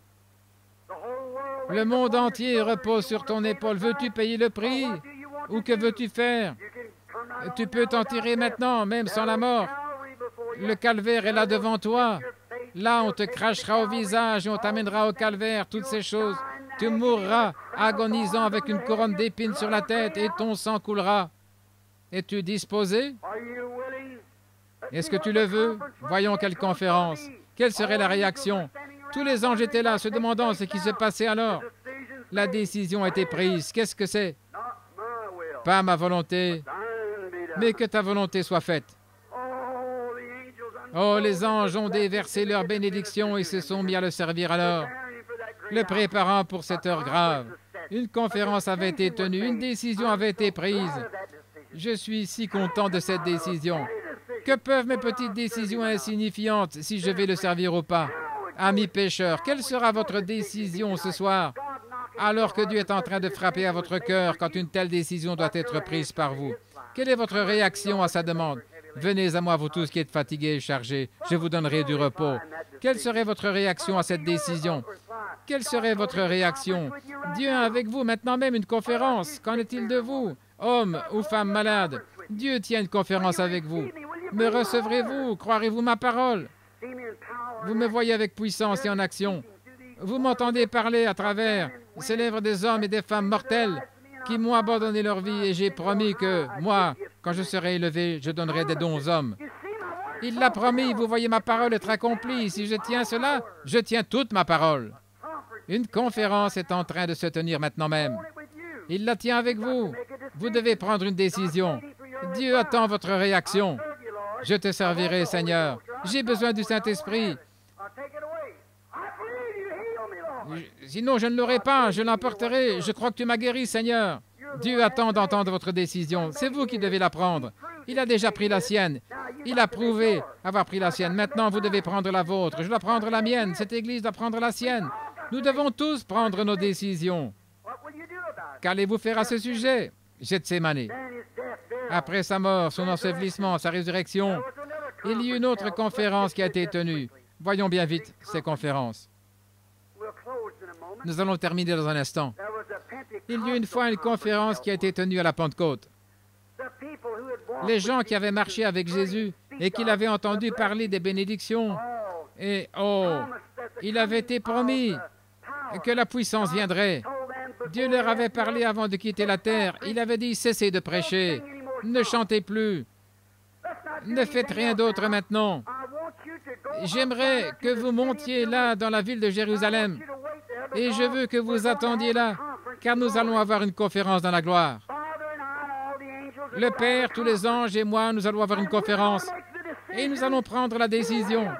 Attendez là, nous vous dirons comment l'Église doit être dirigée. Je peux entendre les apôtres dire, eh bien, nous allons probablement avoir quelques évêques et des souverains sacrificateurs et nous aurons toutes ces choses, vous savez. Ils ont dit, nous allons bien monter et attendre de voir quelle décision il y aura.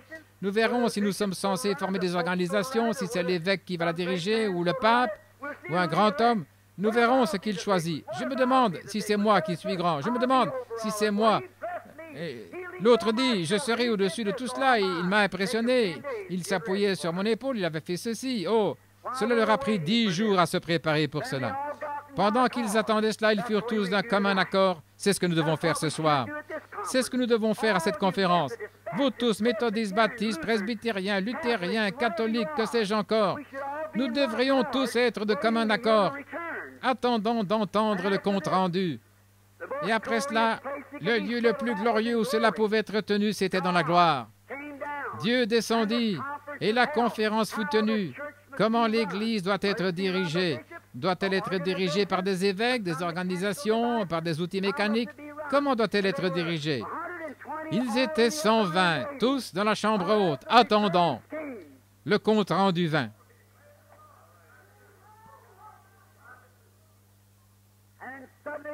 Et tout à coup, un prêtre remonta la route, le col retourné. Faites sortir votre langue et recevez la Sainte Eucharistie. Cela a l'air insensé. Oh non, c'est faux.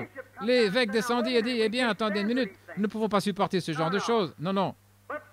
Mais tout à coup, il vint du ciel un bruit comme celui d'un vent impétueux. Non pas qu'un pasteur dit, donnez-moi la main d'association, nous allons vous mettre à l'épreuve pendant 6 mois. Absolument pas.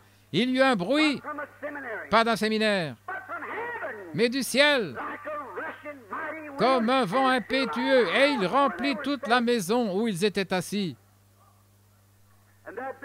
Et cette grande colonne de feu qui avait conduit les enfants d'Israël, l'ancien d'Israël, elle s'est divisée en Israël. Des langues de feu se posèrent sur chacun d'eux, Dieu se divisant dans son Église. L'un comme prophète, l'autre comme apôtre, l'autre avec le parler en langue, l'autre pour faire autre chose. Dieu se divisant. Un seul Dieu qui avait travaillé dans 3 offices. Un seul Dieu appelé la dispensation du Père. Le même Dieu a vécu dans un homme appelé Jésus, appelé le Fils. Maintenant, il est dans son Église, appelé le Saint-Esprit. Il s'est divisé dans son corps universel. Alléluia! Le corps mystique de Jésus-Christ, qui est né de l'Esprit de Dieu. C'est pourquoi, comme notre frère rabbin le disait ce matin, notre bien-aimé, au sujet de s'unir, nous ne sommes pas divisés. Nous ne sommes pas divisés. Le diable cherche à nous diviser par des artifices mécaniques en disant « Je suis membre des assemblées, je suis membre des unitaires, membre de ceci, de cela. » Mais nous ne sommes pas divisés. Dieu donne le Saint-Esprit à ceux qui lui obéissent. Et des 2 côtés, ils ont reçu le Saint-Esprit qui lui a obéi. Nous ne sommes pas divisés. Nous formons tous un seul corps. C'est le but de notre conférence. Nous ne sommes pas divisés. Nous formons un seul corps. Le Saint-Esprit, Dieu se divisant, faisant des fils et des filles, en se posant, cette colonne de feu s'est divisée, et une langue de feu s'est posée sur chacun d'eux. Et ils furent tous remplis du Saint-Esprit, et se mirent à parler en d'autres langues, selon que l'Esprit de Dieu leur donnait de s'exprimer. Il y avait là à Jérusalem des évêques, des archevêques, des papes et autres, de grands hommes, toutes les nations sous le ciel. Et quand le conseil s'est tenu, ils ont dit, « Eh bien, ces hommes sont tous ivres de vin nouveau. » Pierre s'est levé au milieu d'eux et a dit, « Ces gens ne sont pas ivres comme vous le supposez, car c'est la 3e heure du jour. Mais ceci est ce qui a été dit par le prophète Joël. » Joël 2,28. Dans les derniers jours, au pluriel, 2 jours, les 2 derniers 1000 ans, a dit Dieu, je répandrai de mon esprit sur toute chair. Juifs, gens dits, grecs, esclaves ou libres, mâles ou femelles, je répandrai de mon esprit sur toute chair. Et ils prophétiseront, mes fils et mes filles. Je ferai paraître des prodiges en haut dans le ciel et en bas sur la terre, des colonnes de feu et des vapeurs de fumée. Qu'il me soit permis de vous parler librement du patriarche David, car David a dit que le Seigneur a dit à mon Seigneur, « Assieds-toi à ma droite, je ferai de tes ennemis ton marchepied, et aussi ma chair reposera dans l'espérance, car je n'abandonnerai pas mon âme dans le séjour des morts, ni ne permettrai que son sein voie la corruption. Qu'il me soit permis de vous dire au sujet du patriarche David, quand il est mort, qu'il a été enseveli, et que son sépulcre existe encore aujourd'hui parmi nous. David est à la fois mort et enseveli, et il leur a dit ce qu'il faisait. Mais il a dit, Dieu a fait Seigneur et Christ ce Jésus que vous avez crucifié par des mains impies. Amen. Excusez-moi, je ne voulais pas me mettre à marcher. Peut-être que quelque chose me fait marcher, de toute manière. J'ai mes souliers de marche.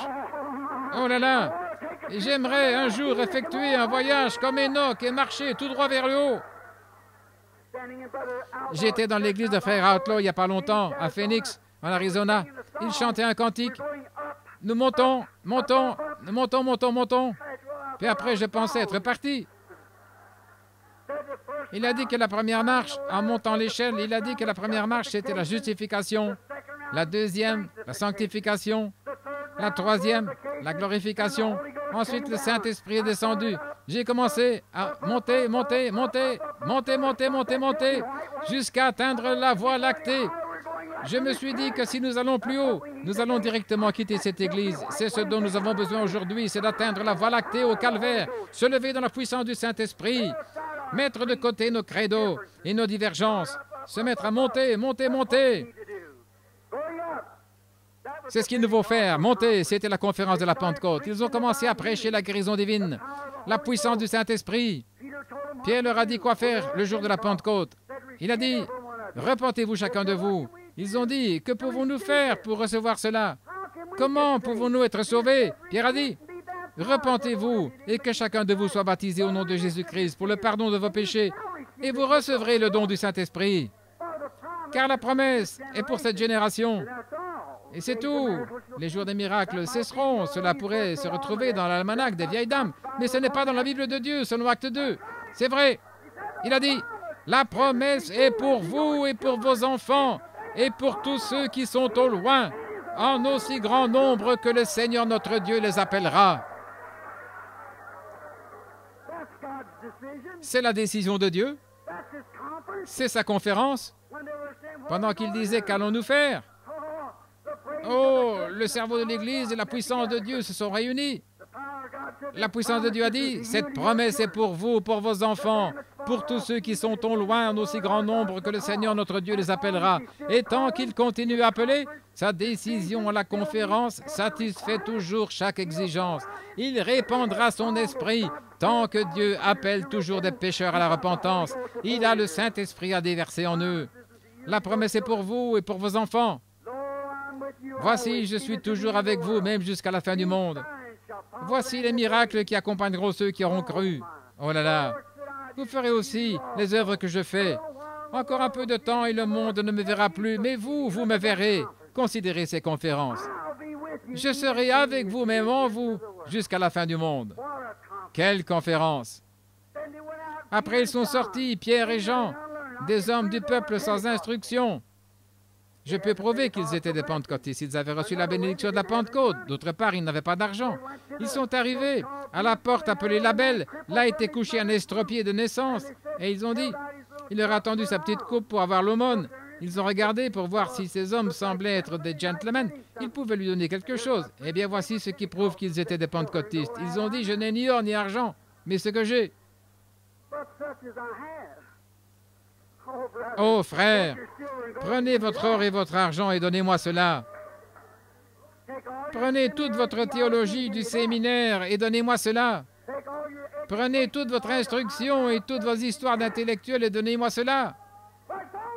Car il n'y a que cela qui vous élèvera toujours plus vers le haut. Ayez une conférence. Dieu a dit que vous pouvez l'avoir, que celui qui veut vienne. Montez. Ce que j'ai, je te le donne. La foi, dans le nom de Jésus-Christ, lève-toi et marche. Il n'a pas posé de questions là-dessus, il a étendu la main. Il l'a pris, il a soulevé jusqu'à ce que ses chevilles ont commencé à se fortifier de plus en plus. Il s'est mis à marcher, puis il s'est mis à courir, et ensuite il s'est mis à sauter. Il était aussi un pentecôtiste alors.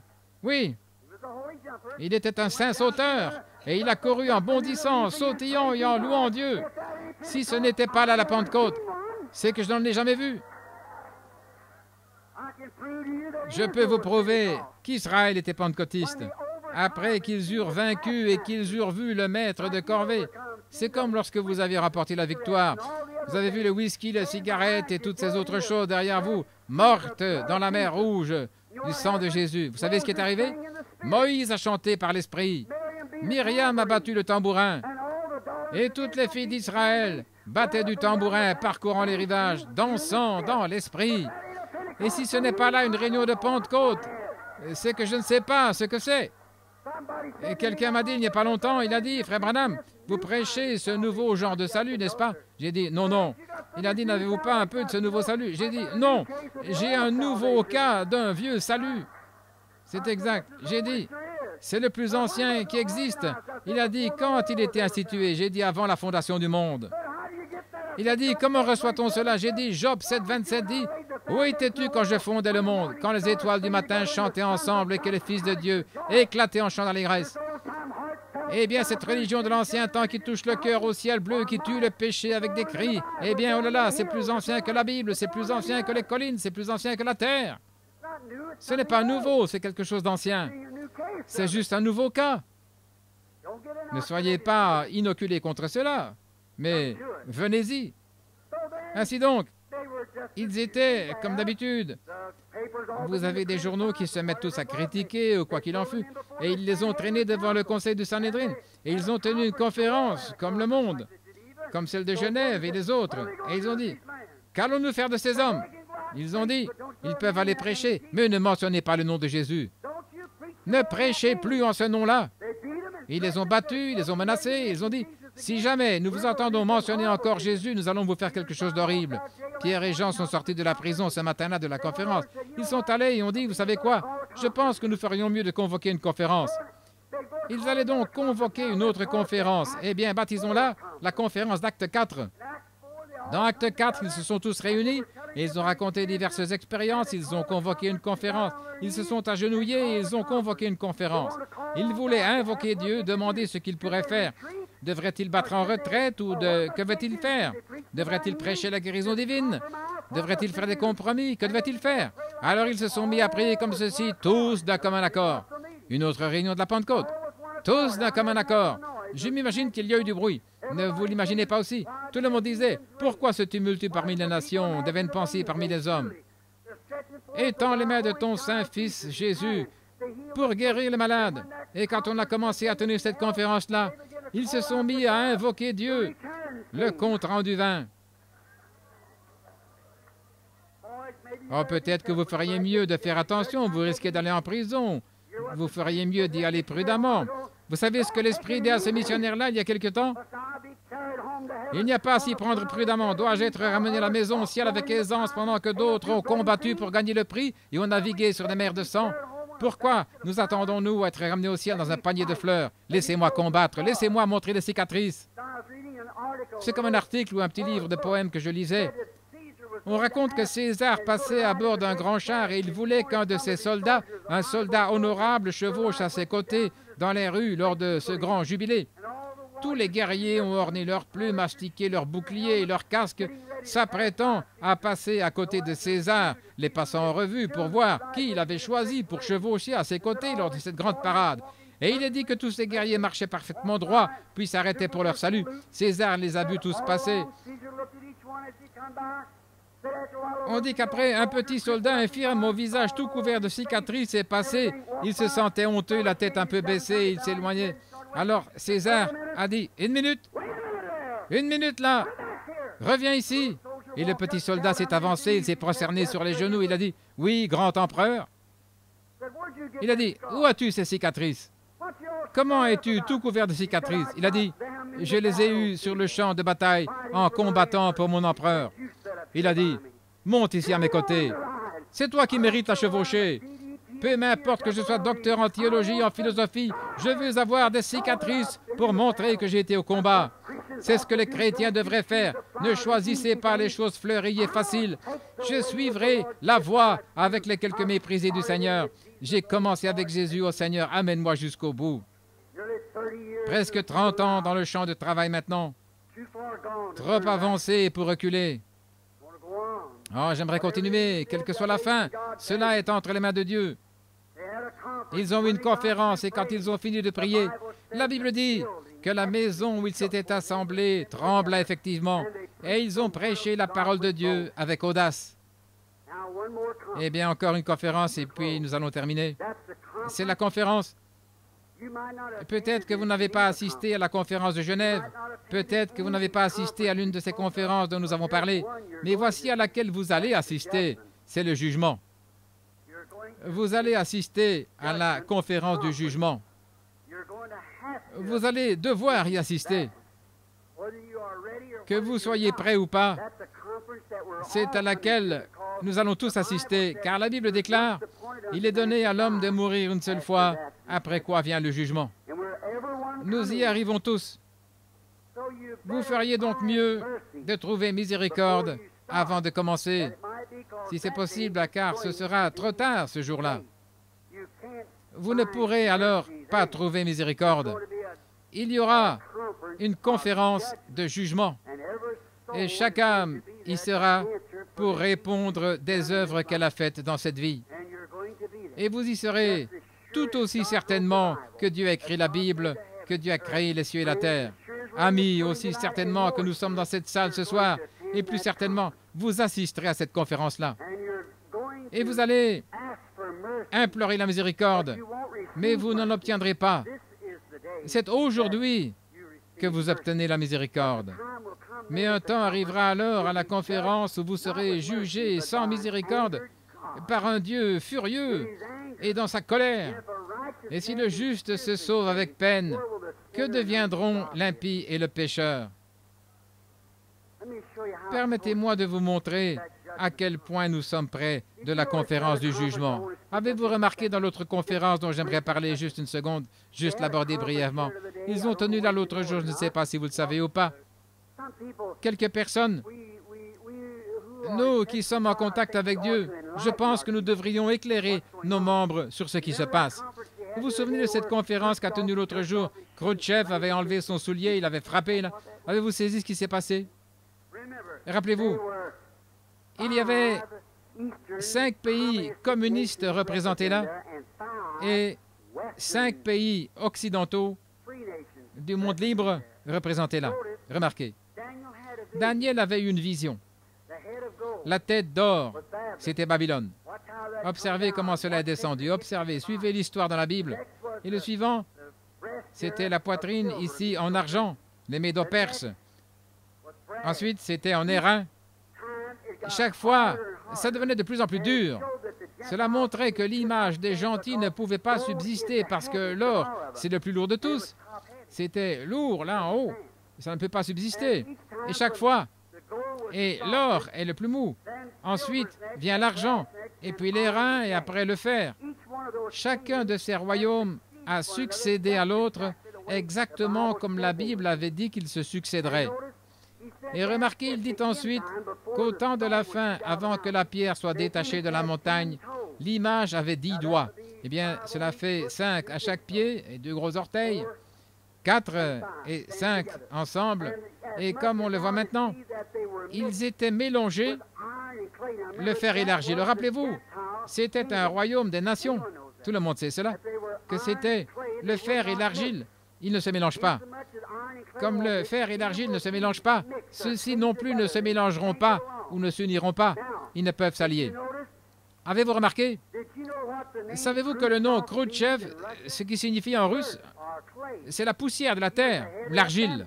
Il était en tête de ces royaumes. Savez-vous ce que Eisenhower signifie, la tête de ceci? Le fer. Le fer et l'argile ne peuvent pas se mélanger. Il a ôté son soulier, il a frappé. Il n'y a pas de mélange. Ils ne peuvent pas se mélanger. Ils ne s'allieront pas l'un et l'autre. Voyez-vous, les amis, la chose suivante qui reste, c'est que la pierre se détache. La venue du Seigneur, pour rouler jusqu'à frapper cette image et l'écraser, tous ces royaumes seront pulvérisés et s'envoleront comme du chaume dans l'air de battage en été. Nous sommes au temps de la fin, frères, sœurs. Ne pouvez-vous pas voir où nous sommes? Écoutez, ainsi dit le Seigneur. Repentez-vous. Je prédis 3 rideaux au nom du Seigneur. Il y en a un qu'on appelle le rideau de fer. Ça sera la Russie. Observez la Chine rouge, ce sera le rideau de bambou. Ils sont horribles, mais observez le rideau de pourpre qui se lève aux États-Unis à travers le monde. L'Empire romain, le plus cruel de tous. Rappelez-vous au nom du Seigneur. Éloignez-vous-en. Éloignez-vous de tout ce qui est attaché.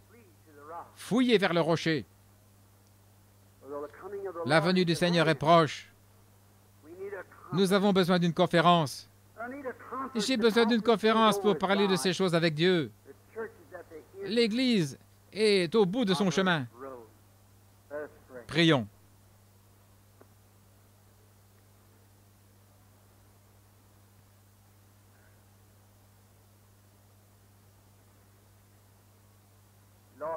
Seigneur, ô Dieu, nous savons que la venue est proche. Shreveport occupe une place de choix dans mon cœur, Seigneur. Je te remercie vraiment pour cette petite porte encore ouverte. Pour une nation, c'est toujours un privilège que nous ayons cette porte ouverte et qu'il n'y ait pas de soldats qui viennent nous arrêter, nous faire sortir d'ici, nous écraser dans la rue. Mais ça ne traînera pas, Père. Nous voyons toutes ces choses arriver.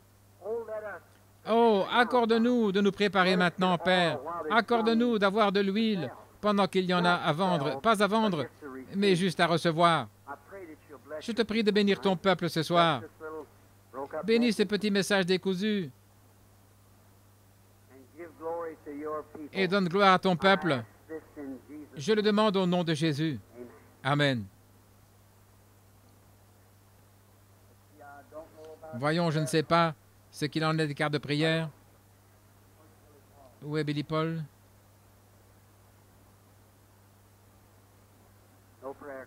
Pas de carte de prière? Eh bien, croyez-vous de toute manière? Croyez-vous de tout votre cœur? Je tenais à prêcher ceci ce soir. Peut-être qu'il distribuera des cartes de prière demain soir. Je les ai nommées, mais je vais vous dire ce qui a fait cela. J'étais très abattu. Combien savent que les visions vous tuent pratiquement? Jésus, une seule femme a touché à son vêtement et la vertu sortit de lui. Vous savez cela? Voici la petite mademoiselle Schrader ici. Je lui parlais aujourd'hui, là, à l'intérieur. Vous demandez pourquoi elle est couchée comme cela? Elle a un don de prophétie. C'est ce qui fait cela. Daniel a eu une vision. Il a eu mal à la tête pendant plusieurs jours. Les gens ne réalisent pas ce que c'est. Mais Dieu est toujours ici. Dieu sait tout à ce sujet. Vous n'avez pas à venir ici avec une carte de prière. Je sens le Saint-Esprit maintenant même. Je sens ses bénédictions et sa gloire. Combien là dans l'assistance souffrent et sont dans le besoin? Levez la main. Ceux qui savent que je ne les connais pas, je ne sais pas si je peux vous trouver tous ou pas.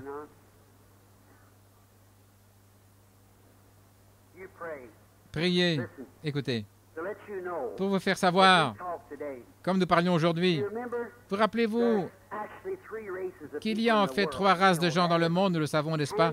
Ce sont les descendants de Cam, Sem et Japheth. C'est tout à fait vrai. Les Juifs, les gentils, les Samaritains. Vous vous rappelez, Pierre, le jour de la Pentecôte, il avait les clés. Savez-vous cela? Jésus l'a dit. Et il a ouvert le royaume aux Juifs à la Pentecôte.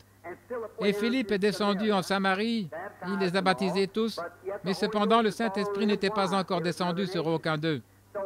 C'était une autre nation. Ainsi donc, ils ont envoyé chercher Pierre et Jean qui descendirent leur imposer les mains. Ils reçurent le Saint-Esprit. Chez Corneille, celui-ci a été contraint par un ange d'envoyer appeler Pierre. Après cela, le Saint-Esprit a été accordé à chaque race de gens alors, aux Juifs, aux gentils, aux Samaritains. Rappelez-vous, quand Jésus était ici sur la terre, il a accompli son signe de Messie devant les Juifs. Ils ont reconnu cela. Nous avons vu cela hier soir, vous vous rappelez? Il a accompli cela devant les Samaritains. Ils l'ont reconnu. Mais à aucun moment, il n'a accompli cela devant les gentils. Pourquoi? On a eu 2000 ans d'évangile. Eh bien, votre tour est arrivé. De même, les Juifs avaient eu 2000 ans. Ils ont dû voir cela. Les Samaritains et beaucoup, et les autres, ils ont dû voir cela. Ils n'attendaient pas. Eux attendaient le Messie. Mais nous, les gentils, nous ne l'attendions pas. Nous étions des Romains et des païens portant un morceau de bois sur le dos, adorant des idoles. Nous n'attendions pas de Messie. Le Messie vient à ceux qui l'attendent. Il s'est manifesté comme Messie. Et aujourd'hui, les gentils affirment l'attendre, mais ils manquent de le voir. Il s'est manifesté comme Messie par ce qu'il a accompli. Et chaque croyant dans la Bible qui a vu cela, qui était ordonné à la vie éternelle, a cru. Et s'il est le même hier, aujourd'hui, éternellement, le Dieu infini, et qu'il laisse l'Église des nations entrer dans leur royaume, sur base de leur théologie, il serait injuste. Certainement, car il a permis à ces nations-là de le voir. Mais il a promis d'apparaître dans ces derniers jours. Où est-ce, frère Branham? Ce qui arriva du temps de Sodome arrivera de même à la venue du Fils de l'homme. Vous rappelez-vous que le frère a parlé ce matin de 3 anges qui étaient descendus? 2 d'entre eux étaient allés à Sodome. Il y a toujours 3, c'est par Trinité. La Trinité, c'est 1, voyez. Remarquez. Il y avait les Sodomites incroyants, le monde. Il y avait Lot, le chrétien tiède, le croyant. Il y avait Abraham, celui qui avait été appelé à se séparer d'eux. Abraham, l'élu. Abraham, croyez-vous cela? Regardez. 2 anges, des prédicateurs modernes, descendirent et prêchèrent. Ils n'avaient pas accompli des miracles, ils les avaient simplement frappés d'aveuglement, et la prédication de l'Évangile frappe en fait l'incroyant d'aveuglement. Mais l'autre fut sauvé. Mais Abraham représentait en ce dernier jour l'Église élue, l'Église dans laquelle le surnaturel s'opère. Observez cet ange-là. Ce qu'il a fait. Eh bien, nous savons tous, sans faute, que ce n'était pas un ange. C'était Dieu lui-même. C'était la théophanie. Dieu. Abraham l'a appelé Elohim, Dieu. Et il est resté à l'écart et a parlé à Abraham. Eh bien, observez le signe qu'il avait donné à Abraham. Non pas quand le monde fut détruit par l'eau. Vous vous rappelez, quand il a été détruit par l'eau, il a dit que ce qui arriva du temps de Noé, il mangeait, buvait, se mariait, donnait en mariage. C'était du temps de Lot. Voyez, vous pouvez comprendre cela. Observez cet ange quand il est arrivé. Premièrement, il a dit à Abraham, il a dit que c'était un étranger, juste 2 hommes qui arrivaient là. Abraham, avec l'Esprit de Dieu en lui, a reconnu que c'était des hommes de Dieu. Alors il a dit à Sarah d'apprêter du pain pendant que lui allait tuer un veau et le faire préparer par son serviteur. Eh bien, attendez, c'était Dieu. Un homme m'a dit il n'y a pas longtemps, frère Branham, vous ne pensez pas que c'était Dieu. C'était Dieu. La Bible dit que c'était lui. Il a mangé de la viande de veau, il a bu du lait de vache, il a mangé des gâteaux de maïs, je suppose que c'était ça, et il a mangé du beurre. Dieu lui-même. Eh bien, il a dit, eh bien, comment peut-il venir cher? Vous manquez de connaître qui est Dieu. Dieu est créateur. De quoi sommes-nous constitués? De ces éléments. La lumière cosmique, le pétrole, le calcium, la potasse. Eh bien, Dieu a simplement tendu la main, il a pris une poignée d'argile, et il a fait entre la Gabrielle, entre l'absinthe, Michael, qui que ce soit, il en a soufflé un pour lui-même. Il est descendu, il a mangé, et il a disparu. Alléluia. Que vaut ce corps? Mon Dieu peut prononcer la parole. Même si je deviens une cuillerée de cendre, j'apparaîtrai de toute façon. Comme je l'ai souvent dit, je me peignais ces quelques 3 ou 4 cheveux qui me restent. Ma femme m'a dit, « Billy, tu deviens complètement chauve. » J'ai dit, « J'en ai perdu aucun. » Elle a dit, « Je t'en prie, dis-moi où ils sont. » J'ai dit, « Toi, dis-moi où ils étaient avant que je les ai. » Là où ils étaient, c'est là qu'ils m'attendent. Amen. Alléluia. Qu'est-ce? Vous pourrissez, chaque cheveu de votre tête est compté. Je le ressusciterai dans les derniers jours. Alléluia. Mon corps gisait sur cette terre avant même qu'il y ait la vie sur la terre. Du calcium, du pétrole et de la matière. Dieu est un entrepreneur. Il avait déposé tous les corps comme s'il allait construire. Il savait que nous serions ici. Il savait que je serais ici avant le monde. Il savait que je me tiendrais ici avant que le monde soit. Il savait que vous seriez assis où vous êtes. Il est infini. Certainement. Il vous connaît. De quoi avez-vous peur? Il a écrit votre nom dans le livre de vie de l'agneau avant la fondation du monde. La Bible le dit.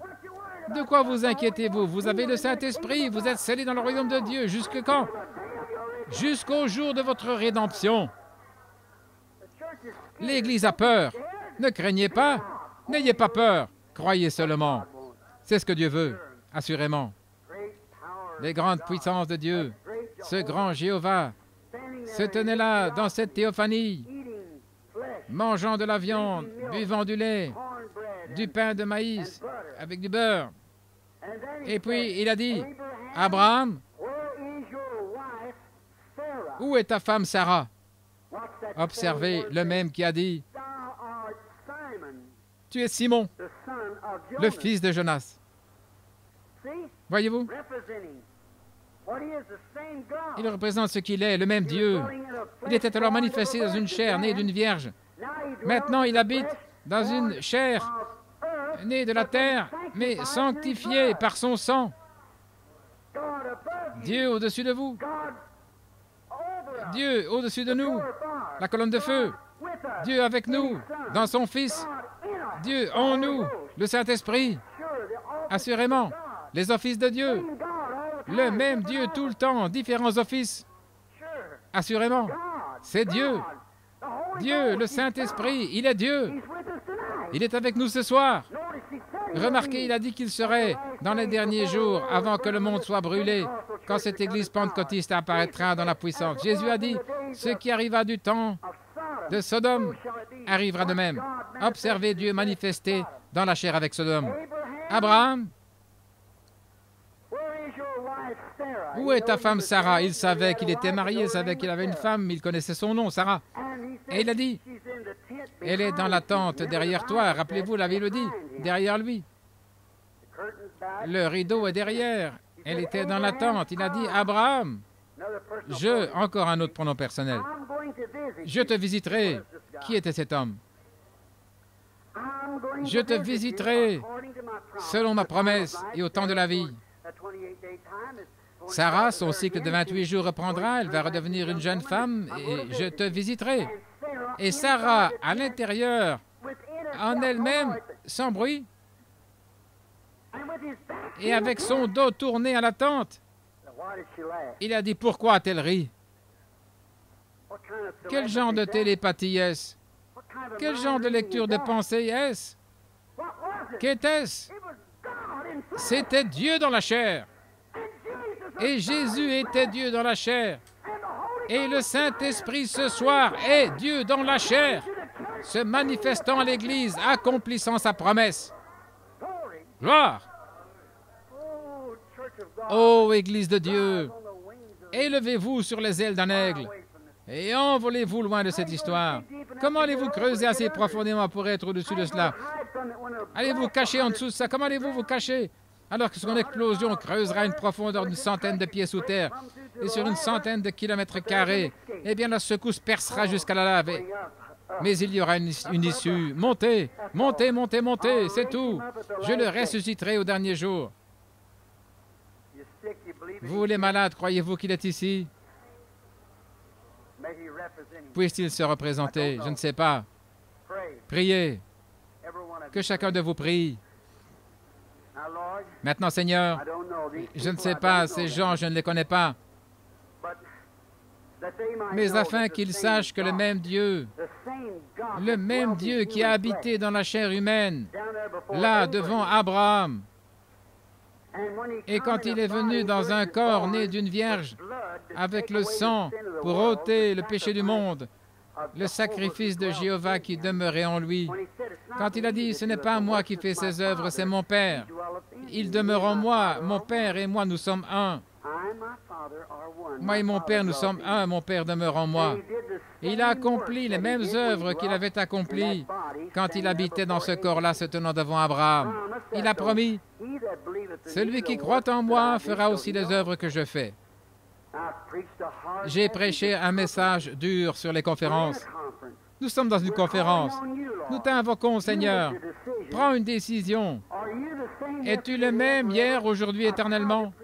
J'ai essayé de prêcher ta parole telle qu'elle est écrite. J'ai essayé de me tenir là-dessus. Si tu es ici, Père, donne-nous ta décision. Es-tu le même?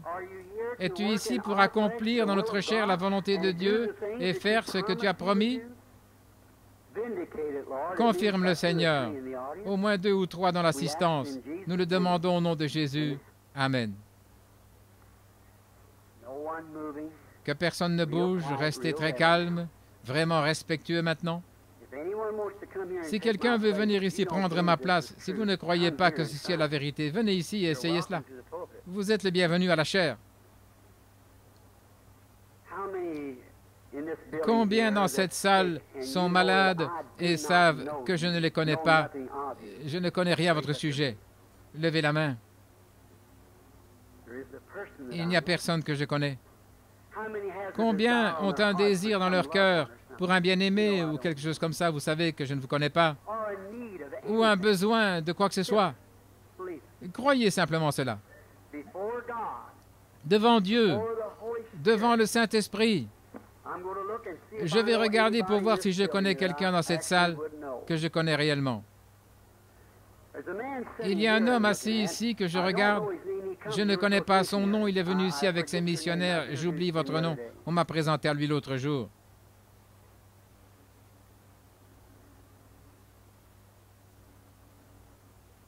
This man here Cet waves homme at ici me me once fait in a while, signe but de I la don't main de know. temps à autre, mais je ne le connais pas. I don't know who Je ne he sais pas is. qui il est. I'm just looking Je at suis this juste en train de picture. regarder pour être sûr. I know Sister Schrader Je sitting connais here. Sœur Schrader, assise ici. Évidemment, Jackie, la fille de Frère Moore. There's my daughter-in-law, Et il y a ma Lois. belle-fille, Lois. And isn't this N'est-ce the pas lady là here la from femme up at Hot qui vient Springs à that I Hot talked to Springs, this morning? dont j'ai parlé ce matin? Humbert. Sœur Humbert? What's that? Que dites-vous? Humbert. Humbert. I know her. Je la connais. Outside of En that, I dehors don't de know ceci, je ne connais personne là dans l'assistance. I'll catch the platform Je prendrai ceux qui seront à l'estrade peut-être demain soir. All right? D'accord? Let's see. Voyons. The Bible said, "Prove La Bible yourself." déclare, mettez-moi à l'épreuve de l'Éternel. Est-ce vrai? Now, you be Eh bien, sincere soyez and sincères et priez. let me turn my Permettez-moi de tourner le dos back. If God pour voir keeps si his word, Dieu tient sa parole.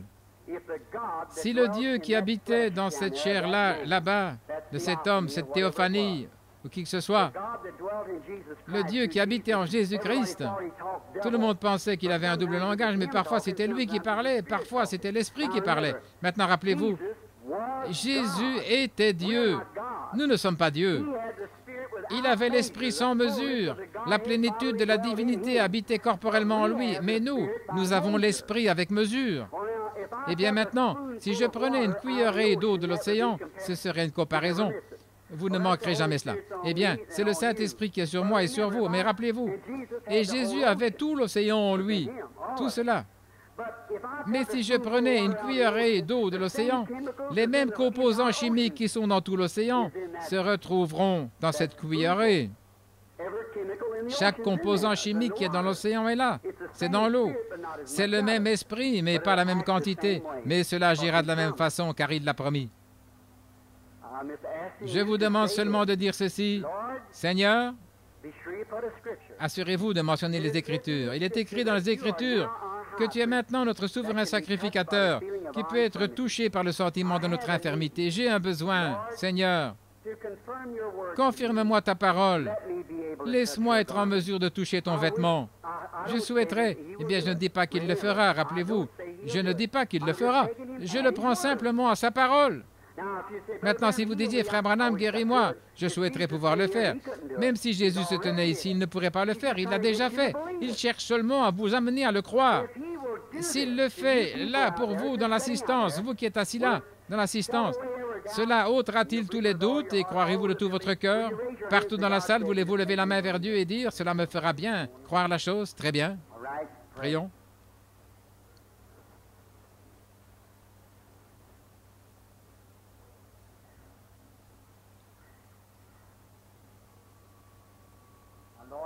Maintenant, Seigneur, ceci n'est pas pour un spectacle. C'est pour confirmer ta parole. Tu tiens ta parole, j'en crois chaque portion. Maintenant, il y a des hommes et des femmes là dans l'assistance qui sont bien dans le besoin. Comme les gens l'étaient à l'époque où tu étais sur la terre, comme la femme qui toucha ton vêtement, et tu es dans la gloire ce soir, assis à la droite de la majesté divine.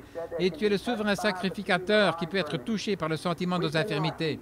Nous ne pouvons pas guérir, nous savons que nous ne sommes pas des guérisseurs, mais manifeste-toi comme étant toujours Dieu.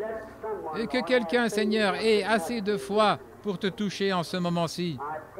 Je te prie de m'accorder à moi, ton indigne serviteur inutile, de pouvoir me détendre et de me mettre hors du chemin, afin que tu puisses proclamer tes mystères à ton Église pour confirmer cela. Père, Moïse n'était pas digne de descendre en Égypte, mais tu l'avais choisi. Pierre, le pécheur, n'était pas digne d'être apôtre, mais tu l'avais choisi. Nous ne le sommes pas par nous-mêmes. Je ne suis pas digne. Nous avons été rachetés. Ton serviteur, aucun de nous n'est digne, mais tu nous as choisis. Qu'il arrive ce soir, Seigneur, que la partie difficile de ta parole soit accomplie, que les gens sachent que tu es Dieu et que je leur dis la vérité. Maintenant, les gens attendent et se demandent, et la Bible déclare clairement, s'il y a quelqu'un parmi vous qui est prophète, je lui parlerai. Si ce qu'il dit est la vérité, s'accomplit, alors écoutez-le. Père, je dis ceci afin qu'ils croient le message que leur prêche. Je te prie de confirmer ce que j'ai dit de toi. Maintenant, parle, Seigneur, pour montrer que j'ai dit la vérité. Accorde-le, Père, alors que je m'attends à toi, pour cette traction de foi venant de quelque part, au nom du Seigneur Jésus.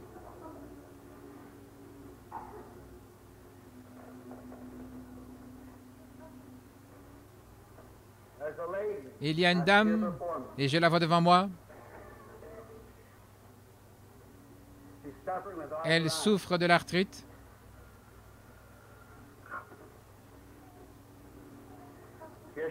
Elle est assise ici même,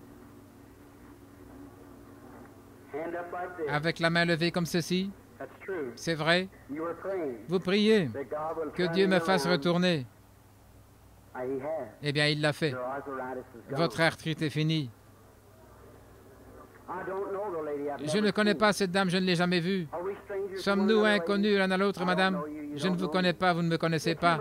Afin que vous croyiez que je suis son prophète, je veux dire, son serviteur. Ce mot achoppe beaucoup de personnes. Regardez-moi et croyez. Qu'en est-il de ce jeune homme? Croyez-vous que Dieu peut me dire ce qui ne va pas chez ce jeune homme? Si je pouvais le guérir, je le ferais. Je ne le peux pas. Jésus ne le peut pas. Mais Dieu est dans notre chair maintenant. Ce jeune homme souffre de rhumatisme articulaire aigu, si c'est vrai, levez la main. Il en souffrait parce qu'il n'en souffre plus maintenant. Si tu peux croire.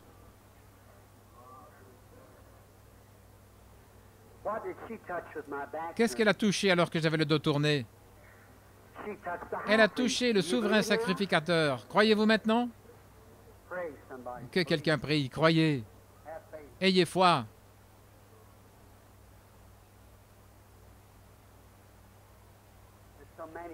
Il y en a tant parmi vous. Il y en a tant.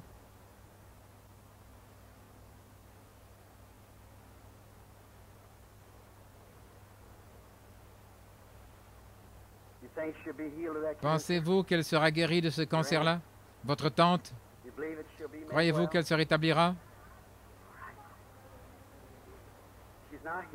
Elle n'est pas ici, mais vous étiez en train de prier pour elle, une tante qui souffre du cancer. Croyez et elle se rétablira. Ayez simplement foi. Ne doutez pas. Croyez de tout votre cœur. Dieu répond à la prière. Croyez-vous cela? Ayez foi en Dieu. Quelqu'un dans cette section quelque part, peu importe où vous êtes, priez. Oh, Jéhovah Jireh, Jéhovah Rapha, le Dieu des visions, le Dieu de la puissance, le Dieu que nous connaissons en Jésus-Christ. Qu'il en soit ainsi, Père. Oui. Maintenant, voyons si je peux trouver quelqu'un.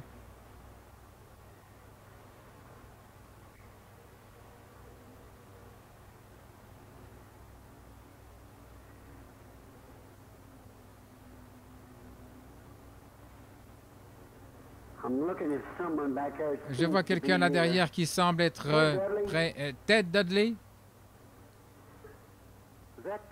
Est-ce Ted qui est assis là? Je pensais que c'était lui. Ted est juste ici. C'est juste derrière vous. Une dame là derrière. Oui, voyez-vous, ce n'est pas elle qui est malade. Elle prie pour son fils. C'est vrai. C'est une dame avancée en âge. Il habite dans le Mississippi. Un pécheur pour qui vous priez afin qu'il soit sauvé. Je ne l'ai jamais vu de ma vie. Ces choses sont-elles vraies, madame? Levez la main. Dieu opère-t-il toujours dans la chair humaine? Qu'en est-il de vous tous derrière? Dans cette partie-là, croyez-vous? Là derrière, priez de tout votre cœur.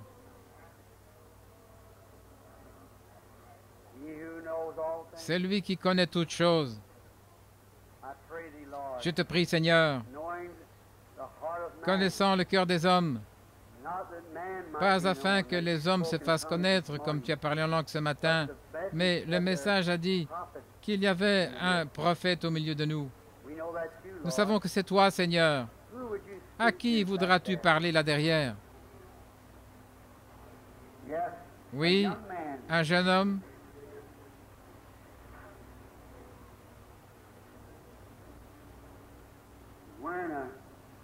qui porte une chemise boutonnée jusqu'en haut et sans cravate. C'est une chemise de sport.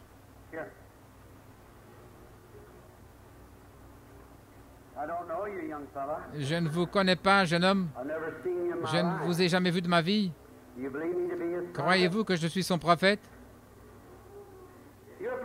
Vous venez d'un endroit loin d'ici. Vous venez d'une école. Ayez foi.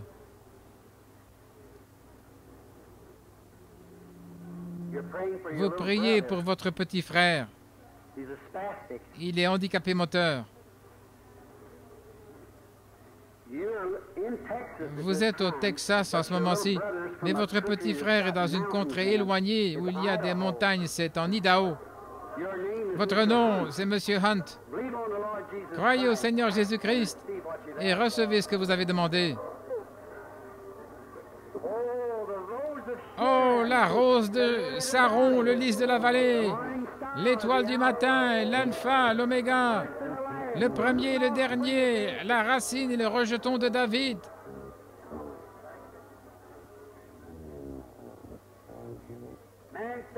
L'homme assis là souffre d'une double hernie. Une hernie, il a été opéré 2 fois à cause de cela. Monsieur Finland, du Mississippi, je ne vous connais pas, mais c'est la vérité. Croyez-vous? Ayez foi. Mademoiselle Farmer, je ne vous ai jamais vu de ma vie. Croyez-vous que Dieu guérit votre mal de gorge? Vous pouvez aussi aller au Mississippi, bien portante. Mademoiselle Boyd, à côté d'elle, vous êtes de Shreveport, je ne vous connais pas. Mais vous souffrez de boursite, de névrite. Soyez guéris. Je vous demande de croire au Seigneur. Je ne suis pas Louis, mais il est ici.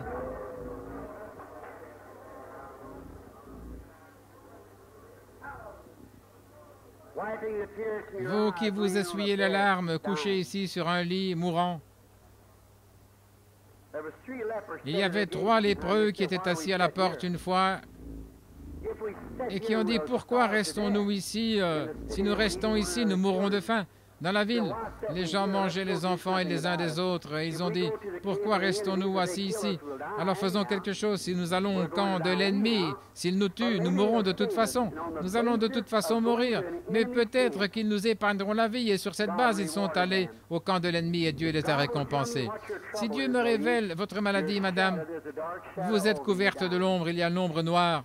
Vous êtes en train de mourir. S'il me révèle votre maladie, allez-vous vous lever, non pas pour aller dans le camp de l'ennemi, courir un risque, mais pour aller à la maison du Dieu vivant où vous êtes attendu. Allez-vous croire que je suis son prophète? Vous souffrez du cancer de la colonne vertébrale. Vous êtes alité depuis des semaines. Levez-vous. Recevez votre guérison. Rentrez chez vous au nom du Seigneur Jésus. Croyez-vous? Combien? La voilà, elle est là.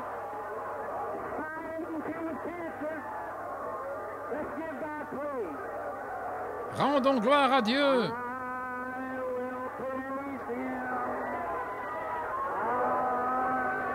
Je le louerai.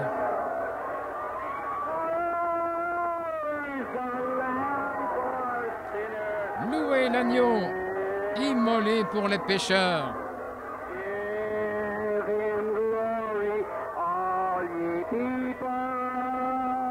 Rendez-lui gloire, vous tous, car son sang a ôté chaque tache. Je le louerai. Je le louerai.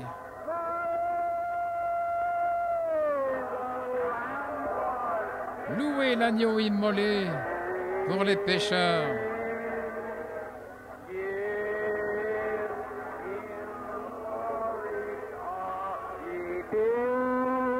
Rendez-lui gloire, vous tous,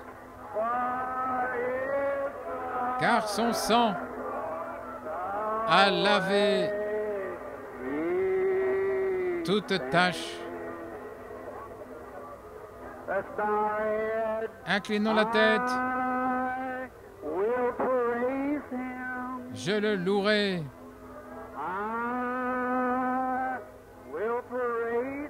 Je le louerai.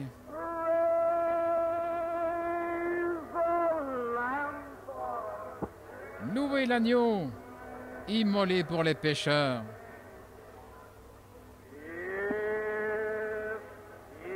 Rendez-lui gloire.